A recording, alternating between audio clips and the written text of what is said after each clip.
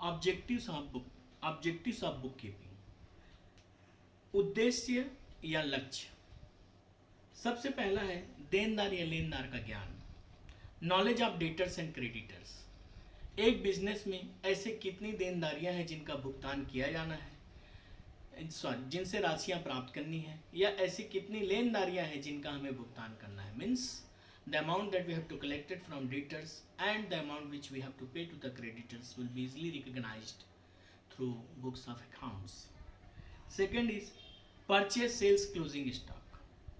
हमने during the year कितना purchase किया, पर्टिकुलर ईयर में हमने कितना सेल्स किया, how much we have to maintain closing stock, that can be recognized on the basis of our books of accounts bookkeeping. Third is regarding cash and bank balance. हमारे पास कितने cash और bank balance है, इसको भी हम easily recognise कर पाते हैं बुक कीपिंग से। नेक्स्ट है इनकम और एक्सपेंडिचर के बारे में।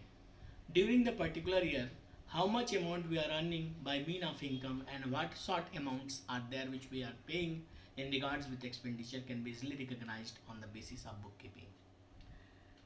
Next, as I have earlier told, जैसे कि मैंने पहले बताया है, प्रॉफिट और लॉस जानने के लिए भी हम बुक कीपिंग करते हैं। पूंजी का ज्ञान, पूंजी किसे बोलते हैं? The amount which is invested to start a business is known as capital. हमारे बिजनेस में कितना पैसा लगा है, उस चीज का भी ज्ञान बुक कीपिंग से होता है।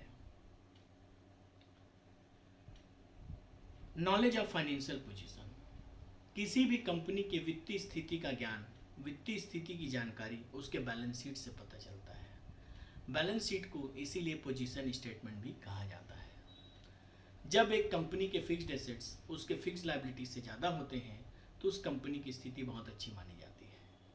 लेकिन जब एक कंपनी की फिक्स्ड एसेट्स और फिक्स्ड लायबिलिटीज बराबर होती है तो उसको कंसिडरेबल पोजीशन पे मानी जाती है। लेकिन जब एक कंपनी की फिक्स्ड लायबिलिटीज उसके फिक्स्ड एसेट से ज़्यादा हो तो ऐसे कंपनी को कभी भी परचेस नहीं करना चाहिए।